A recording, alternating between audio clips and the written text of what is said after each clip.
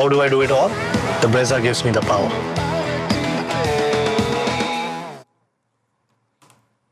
+200 totals in 6 out of 6 innings, with all 3 games staying alive till the start of the final over. It's a week of top billing in IPL 2025, and so far it's off to a flyer. And now enter 2 teams riding the winning wave. Gujarat Titans have won 3 on the bounce. Rajasthan Royals are 2 wins in a row after starting the campaign with 2 defeats. So it's a great game to build up to in Ahmedabad, and the build-up starts now. Welcome to Maruti Suzuki Arena, presents ESPN Cricket for Timeout, where we say good evening to Sanjay Bangar, Wasim, Jaffer and Matt Roller. Gentlemen, thank you for your time. So good to have the two of you together. So much in common. Opened with distinction in tough parts of the world for India. So much coaching with similar teams, RCB, Punjab. I love how much we have. He is much superior. I mean, please do not really compare me with him as far as batting is concerned. So we'll remember Headingley for a very, very long time. Those of us who saw it, those 68 runs are worth a lot. But Mr. Jaffer, good to have Mr. Bangar's company. Always, always. A senior statesman. Nothing more. Well respected, respected as a player, respected as a coach. So yeah, good to be alongside him. And great to have Matt Roller, the one constant on this couch. And it's been fun watching the runs and the close finishes. Yeah, it has, absolutely. We had a double-header Tuesday, which is obviously unusual in the IPL yesterday, but to have the best part of 900 runs across those 4 innings was, pretty exhilarating stuff for midweek. So it feels like we're scaling back with a single game on a Wednesday tonight. Yes, and Gujarat Titans, Rajasthan Royals, as we mentioned, both teams on a winning momentum. And Rajasthan Royals have won the toss in Ahmedabad. They have opted to bowl first. We will bring team news and lots of other facets. But a good time to speak about GT and the sort of start they've had. 3 straight wins after that high-scoring defeat to Punjab. Look like they have a lot of bases covered. Yeah, they look like a solid unit. The batting, the top 3 or 4, you can say Jaffer and Rutherford has, mixed in really nicely. Their bowling looks really good with Siraj coming in form. Only thing I would say is Rashid's form, which will eventually come good. He's not going to miss out, on a lot of games. But other than that, I feel, they are a very strong contender to go through. Yeah, they were one of those teams who really stood out after what we saw them assemble at the auction table. But as we've seen in the past, that's half the job. So to start well with a good side is good signs. Well, if you look at their middle order, they have found a way. I mean, they have somehow stitched together that number 4 spot. Like they've used Shah Rukh Khan on a couple of occasions, and now Washington Sundar being used there means there's a lot of value in utilizing players like Washington Sundar, and it is a knack that Ashish Nehra and GT possess, how to bring the best out of the pacers that they have, and more so pacers who have out of international cricket. Earlier they had Mohit Sharma, now Ishant Sharma, they are using quite well. Sai Kishore, one of the front runners as far as high quality spin bowling is concerned, and his emergence has actually little bit of given them a cover of Rashid's underperformance to an extent. So some of the other way they are trying to find a way to win games, and in all the 4 matches that they have played, they have been extremely competitive. It would be scary signs for a lot of the competition that Rashid Khan's not started the season, Kagiso Rabada has not been around, and GT are doing so well. Yeah, rare for teams to only go in with 3 overseas, and that said, they've often started with 2 because they've used Shavane Rutherford as an impact sub. I think I agree with both of the guys on my left in that I think they're a side that look really well assembled and put together, and I think they're also a side that do things a little bit differently in terms of the template. I think we've obviously seen so much attacking batting, fearless batting with teams happy to lose wickets and keep going. I feel like GT are set up as a strong bowling team, happy to be 100 for 1 with that stable, fluent top 3 of Gill, Sajid Arson and Jos Buttler. And yeah, back their bowlers, I should say, to defend anything. Yeah, some of those are parts of our conversations that we're going to tuck into, but just want to get thoughts on Rajasthan Royals. The mood has really changed because they started with those 2 defeats. There were some questions, but they're riding a different wave with the wins in the last 2 games, especially one against Punjab. Yeah, I mean, that was a comprehensive win, 50-run win, especially at Punjab's home, does say a lot about how well they have played. Jaffer obviously was the main guy, how well he bowled. That actually transformed their bowling unit because he picked up wickets in the power play. Jaiswal's coming into form, Samson coming in as a skipper, and how well Riyan Parag has played as well, and they've not hold back Shimran Hetmeyer. That I like that approach. Dhruv Jorel is a quality player, so they've got a lot of quality in that side as well. And if Jaffer keeps on bowling like this, their two spinners, foreign spinners, they look pretty good as well. So they are also a pretty solid side on paper. It's a nice contest in terms of the similarities of the two setups as well. Both rely on their Indian cores. Both have a lot of specialists, not a lot of all-rounders when you see both the team sheets. It's more the case with Rajasthan Royals, I believe, because they have clearly gone with a strategy of Indian batting and foreign bowling or overseas bowling. And to me, I saw the game at Mullapur. Yep. I could clearly see the difference that Sanju Samson's captaincy made to the entire squad. His bowling changes, his small signals from behind the stumps. In fact, at one point, it just felt that he was literally directing what balls are to be bowled by messaging the ball or the type of ball to Riyan Parag at mid-off. So that was excellent to see. And Vanindu Hasaranga, because they yet to play at home. Jaipur is a type of surface which will suit both Thikshana and Hasaranga. So I believe that the bowling is coming all right nicely at one time, and slowly but steadily the batting is getting used to playing without Buttler, and they've sort of found the rhythm as far as the batting is also concerned. Yeah, that is another one of those interesting subplots in this game. Jos Buttler coming up against his former side in Rajasthan Royals. But since both of you mentioned Vanindu Hasaranga, an important update before we get the team sheets up on our screens, that Vanindu Hasaranga is missing out this game due to personal reasons. At least that's the information we gathered. The team is in front of you. He's replaced by Fazal Haq Farooqi, which means there's a change to the setup of having the two Sri Lankan spinners. There's also a return for Tushar Deshpande, who'd missed out on the last game with a niggle. Wasim, do you feel that's a sizable miss to not have Hasaranga? Yeah, it is. Yeah, he was looking good. He was coming into form, and his overs in the middle are very, very crucial. So yeah, they'll probably miss Hasaranga. He can bat as well at number 8. So that's a big miss. It'd be interesting to see what they do in terms of a potential second spinner. Obviously, you've got a couple of part-time options there in the middle order, but 5 core bowling options, isn't it? With Tikshana as another option, and yeah, lots of potential power play bowling as well between Farooqi and Archer.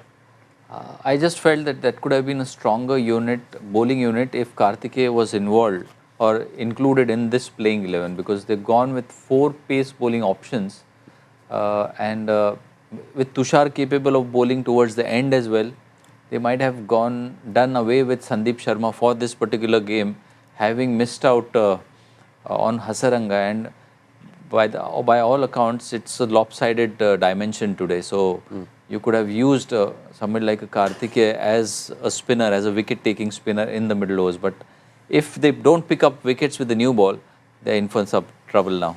Yeah, it will be interesting. I think Shubham Dubey and Kunal Rathore are the 2 batting options. Rajasthan are bowling first, so you'd imagine if things go to plan, one of those 2 come out to bat in the second innings. Before we get GT, who I believe are unchanged, it's worth spending some time on pitch and conditions. It is the flavour of this season. And Gujarat Titans, in that sense, when we talk up their strengths, perhaps one added layer is that, at least apparently, it would appear from the outside, they are one of the teams who do get to control their pitches. Not necessarily, because the surfaces there are generally quite good. Batting surfaces, high scoring venue, and we haven't ever heard anything about the pitch unless you want to go back and think about the 2023 World Cup final. We don't talk about that. So that is a different thing altogether. But every time that we speak of Ahmedabad and a game happens there, all the games are high scoring, attractive cricket, and conducive to both batters and bowlers as well. We have seen 2 different types of surfaces in the first 2 games, and from the pitch report, we gather it's the red soil they're using this time? Yeah, and the early evidence from this season, you can read too much into these things, obviously, but the early evidence is that the red soil was slightly higher scoring than the black soil. I think Partha Patel actually gave the game away a little bit in their last game, who's part of their coaching staff, in saying that they chose to, or they preferred to play against MI on the black soil pitch, which is an interesting dynamic given what we've heard about sort of pitches and curators and who has influence where this season. But yeah, clearly they've gone with the red. And as Sanjay said, there's obviously a big skew today in terms of dimensions, not dissimilar to the game we saw in Eden Gardens yesterday. That flash interview from Partha Patel was part of the reason why I asked it would appear like they do have some control, because while we've seen other teams still in some amount of bother about what pitch they're getting at home, if GT do get to see between the red and black and pick based on the opponents, for Rajasthan Royals and the way they line up, is the red soil the stronger pitch for GT to use? I mean, red soil generally is a good batting track. We've seen that in that Punjab game, a high-scoring game where batters enjoy. The second game against MI was a little slow one where the ball wasn't coming onto the bat, and that's why teams, the batters struggled to score runs. So today being a red soil one, I think it'll be quite batting friendly, and you might see a big score happening. What we have seen with Rajasthan though, those two wins that they have had, both came batting first. This time they've opted to chase. Does that offer some insight on what the conditions could be like? I think that is a general choice when teams go to Ahmedabad. They want to chase. It's probably venue specific rather than anything else. And it's a smallish ground. When you talk of Ahmedabad, straight boundaries are pretty short. So it will certainly force the GT bowlers to use the side boundaries, which they've done really well so far. And that is something for the RR bowlers also to make use of. Jaffer can do that, but not initially in the first 6 overs. He won't be doing it. But in the middle overs, who can exploit those? Because I don't really think that with the type of bowling resources that they have, they would be in a position to use those big boundaries, because you have to have the tall bowlers who could dig the ball slightly short. At the moment, Fazil Faruqi, Sandeep Sharma may not be suited to do that type of bowling, but Tushar Deshpande could be one who would be used in the middle overs and do that sort of a role. All right, let's just confirm Gujarat Titans, and they are going unchanged for this, their third game at home. They will be batting first. That top three has scored 70% of their runs. Rutherford, Shah Rukh Khan, Rahul Tewatia have not had a lot of batting to do. I think it's 10 balls faced between Shah Rukh Khan and Rahul Tewatia so far. We don't see Washington Sundar, who did come into a batting role last time. Yeah, that's very curious. I guess they've gone with a slightly different balance in that they could bring Arshad Khan into that team off the bench when they're defending, but they may also look at it as potentially Washington. They're going to wait and see whether or not they need to use him in the first innings, depending on how they get on. But yeah, it's an interesting change given how well he did last time out, and given that I know he didn't bowl the ball, but given that he is someone who can offer with both skill sets. So not in the batting plans as of now, Washington Sundar, but someone who'd still be in the mix for the bowling. There are a fair few left-handers in the Rajasthan lineup. May not be the case. It all depends on the reading of the surface and how the game pans out. Unlikely that they would go to Arshad, but I just feel that they may end up not using the sixth bowling option, because the type of bowlers that they have, they may just go through these options itself. All right, that's the team news done. We have a bit on the conditions, but since we are in the presence of two batting coaches from recent years in the IPL, there's a larger conversation that we want to tuck into around partnership batting, especially at the top of the order. It comes into focus on this night because you do see two of the more prolific pairings in the IPL in recent seasons. Gujarat will be coming out to bat. Their opening pair of Sai Sudarshan and Shubman Gill right on top. I mean, they're second only to Faf du Plessis and Virat Kohli, but among pairs that still exist in the IPL right now, they are the most prolific. And you also see Yashasvi Jaiswal and Sanju Samson down at the bottom. Interesting subplot also, Wasim, of the number of batters we're seeing just within the four openers tonight who are either strongly in contention or knocking on the doors of also being India's T20 openers of choice. Yeah, I mean, there's some really good names, and obviously they like playing alongside each other. We've seen Sudarshan and Gill, obviously, they played few seasons together. Conway and Gaikwad, we've talked about, why they are not playing together. Buttler, Jaiswal, when they were, there together with Rajasthan. Abhishek and Head, when they get going, we know how dangerous SRH looks when those two get going. And Jaiswal and Samson. So, I mean, sometimes you feel comfortable with certain players. And in T20 cricket, we've seen yesterday as well. In T20 cricket, you only need one or two good partnerships, and the game is set. We've seen yesterday with Priyansh and Shashank, and then Shashank and Marco Janssen. You don't need 3 or 4 like other formats. So if you have 2 substantial partnership, the game is set for a big score. So I feel, obviously wickets in hand makes a huge difference. If 2 batters bat together, it gives, so much time for other batters to come and exploit in the end. In general, if you look at it in an overarching way, is there much of a focus on partnership batting? How does it change compared to other formats?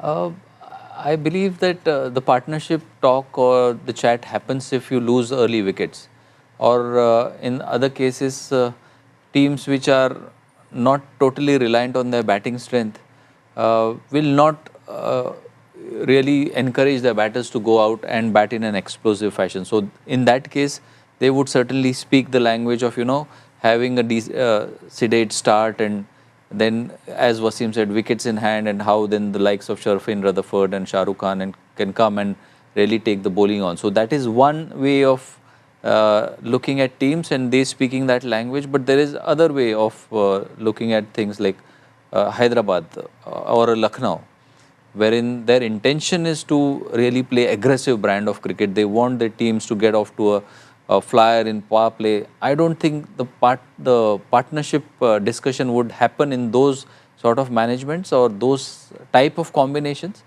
and that style of thinking. So for me, the partnership conversation will happen in T20 cricket more if you lose wickets and you're staring at the team being bowled out. So what Shashank has done so far, twice in the season already, is that once the Punjab has lost wickets, and then a partnership towards the end has been critical. Just hold that thought, Matt, for a second, because there is an update on the playing 11. It is Arshad Khan who features in the playing 11 and no Ishant Sharma. So that is one change for Gujarat Titans. So no Arshad on the impact bench. He will start out. Matt, carry on. Yeah, I was just going to say, looking at that list of names, obviously we saw Faf du Plessis and Virat Kohli with a big volume of runs right at the top, and you would have worked with them at RCB, Sanjay. I'm interested in them, they had such a big volume as an opening partnership. Did you feel when you were working with them that they were a pair that sort of naturally clicked and connected? Were they a good example of when a partnership can really work, when one of them would maybe tick over and give the strike to the other one, and one of them would look to cash in if it was their day? What were their sort of strengths as you remember it? Clearly, I mean, Faf would take on the quicker bowlers and in a sense, because Faf opened with Virat for half of the season, the 2022 edition was it, and 2023 they opened together throughout. Not the best of seasons or the best of times for Kohli as a batter, not the usual high scoring seasons that he had. So Faf was literally the aggressor in those seasons. And even last season it was basically they changed the approach a little bit. They wanted far more aggressive and a play bold type of approach to batting. And that's where they went hard from both ends. It wasn't really, I'll take on spin, I'll take on pace. It wasn't like that. It was just try and play over the infield as much as possible and try and hit the straighter boundaries, because that was one of those strengths that these two batters possessed. I mean, I think having an impact sub also helps, because the batters then go hard.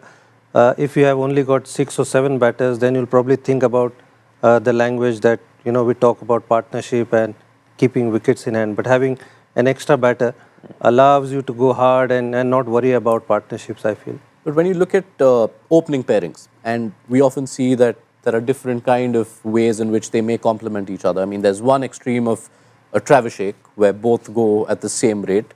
But we've noticed with Shubman Gill and Sai Sudarshan, at times they tend to alternate who is the aggressor and who's the playing more of a stabilizing role, especially in the power play. How much of that is decided well in advance?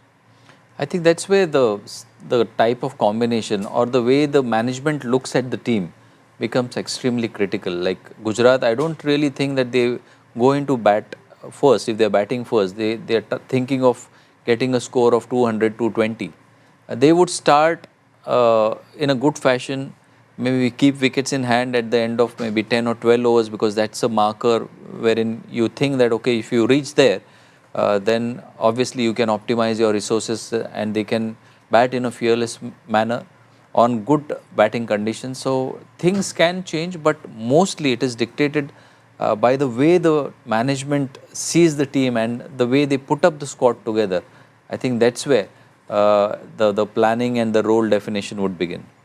All right. Always fascinating to hear the insights, especially when you've been part of dugouts. So Sai Sudarshan and Shubman Gill will of course start the batting out for Gujarat Titans, but whenever the first wicket falls, it will be quite a moment, because Jos Buttler, who achieved such highs through 2018 to 2024 with the Rajasthan Royals, will now go up against Rajasthan Royals. Matt, quite an intriguing prospect.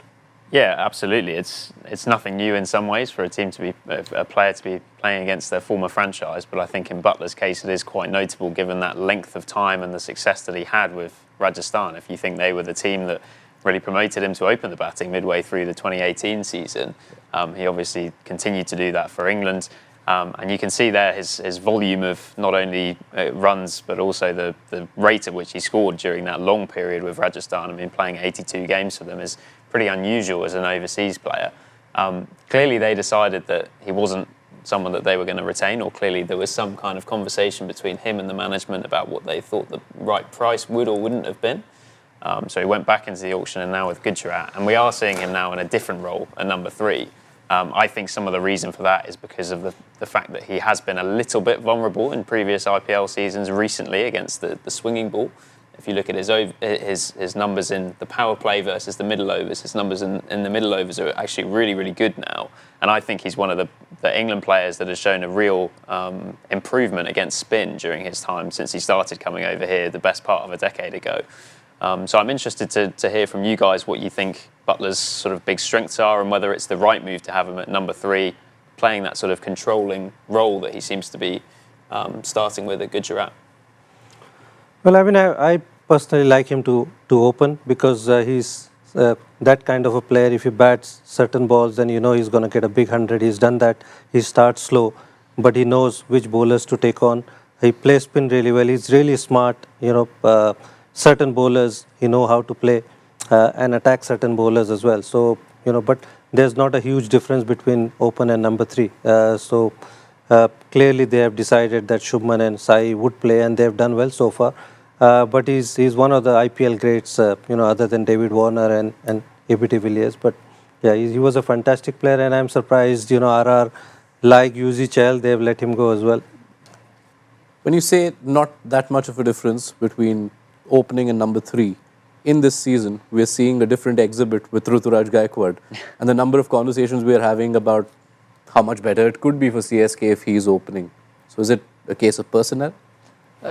It again boils down to what are the other pieces to it. It's not only the particular piece. Like, what about Ruturaj batting at 3? Ruturaj batting at 3 would still been fine had the openers been scoring a lot of runs or the lower order was much stronger.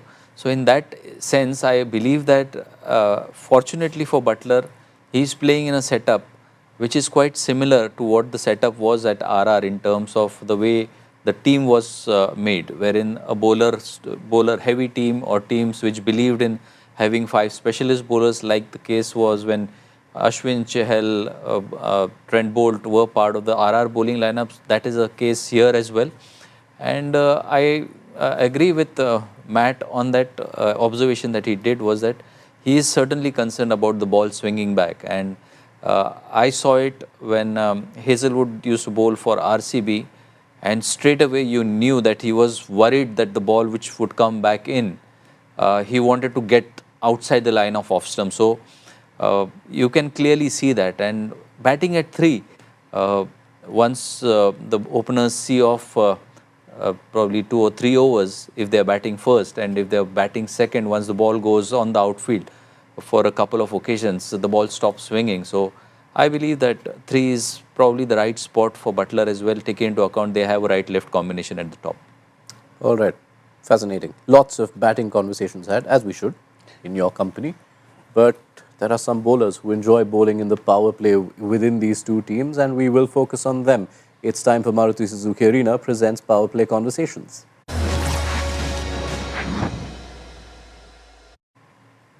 We have two of the more in-form pacers in the IPL right now, both of whom love bowling in the power play. Mohammad Siraj has rediscovered his mojo, so too has Jaffer Archer. What's standing out about what they are doing in these last few games? I think Jaffer just looking to bowl fast. Earlier games he would come in, bowl 1 or 2 quick deliveries, and then he'll bowl in that slower leg cutter or something, pace of delivery, which didn't work. Somebody like Jaffer should always look to bowl fast, attack the stump, use that short ball. So with Siraj as well, he's looking to swing the ball. He bowls that wobble seam really well. And again, attacking the stumps, looking to take wickets. I think that's been the main facet, I would say. With Siraj, we often refer to him as a confidence bowler. When he's hot, he's really hot. On the evidence of what you've seen in the last 2 games, where he was no doubt further motivated by playing against former franchises. Do you want to see him sustain that? Do you expect him to sustain that sort of form? I think that's when he plays his best cricket. Whenever we've seen Siraj playing in that fashion, once he hits the run-up and has that rhythm in the run-up, he will only bowl one way. The first ball, if you give him, there's a left-hander out there in the front of him, he would want to bowl that Yorker, in-swinging Yorker. If there is a right-hander, he would either want to nick him off or get the ball back, dart in the way he did to Rohit Sharma. So, other thing that, in addition to what Wasim said, that always attacking the stumps, what I also believe is that these are bowlers, very few bowlers nowadays in T20 cricket who bowl actually very close to the stump. And when you bowl close to the stump, then the chances of you getting LBW decisions are way, way higher. As also, if you want to get induce some outside edges, that's your best chance. And we haven't really seen too many edges so far going to the wicketkeeper or to the slip cordon. But whichever bowled or LBW decisions have happened with the new ball because of the exploit of these two bowlers. If you consider the battle that's coming first with Archer bowling to this GT top 3, all of whom are so key, it's quite fascinating. Wouldn't have faced Jos Buttler a lot in recent years, Matt Roller, but Archer being in form is key right now because you feel like if GT do lose a few wickets early, that's a position we've not seen them in so far. Yeah, absolutely. I think GT are obviously a team that's set up. They probably have less batting depth than a lot of sides. Wasim was talking about the impact player and the fact that a lot of teams are batting very deep. Gujarat are probably one of the few exceptions, I'd say, maybe along with Chennai Super Kings, in that their batting lineup doesn't go down to number 8 or 9. So yeah, I think early wickets are a huge factor in this game. Rajasthan could also get into a position where they sort of force GT to pull the trigger on the impact sub earlier than they would have liked to. And you think some of those players in the GT sort of lower middle order haven't faced many balls at all this season. Someone like Rahul Tewatia, another guy coming up against one of his old teams, has hardly had a bat. So yeah, I think early wickets, as always, very important. Yeah, I think it's 10 balls faced between Tewatia and Shah Rukh Khan so far. All right, the setup is done. Let's tuck into predictions. What is the first innings score we see here, Sanjay? I believe 200 plus. Ooh, maintaining this week's run. Yeah. All right. Well above 200 or just over? Let's put it in a range of 200 to 210. Perfect. Wasim? 230. Oh, your high bowling worked like a dream yesterday. So let's see where it goes this way. Matt Roller? I'll lowball with 185. Did the 2 dot balls we've just seen have anything to do with your prediction? No comment. Yeah, certainly he had the advantage of watching those 3 deliveries. Anyone wants to revisit? I want this to be fair. No. No, We are stick sticking to our guns. Yes. All right. Thank you so much. Sanjay, Wasim, Matt, pleasure having your company. Stage is set. GT versus RR has commenced. Be sure to join us at the end of the first innings. We'll pick up the conversation then on Maruti Suzuki Arena presents ESPN Cricket for Timeout.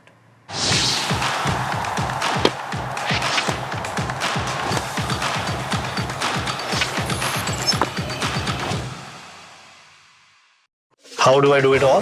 The Brezza gives me the power.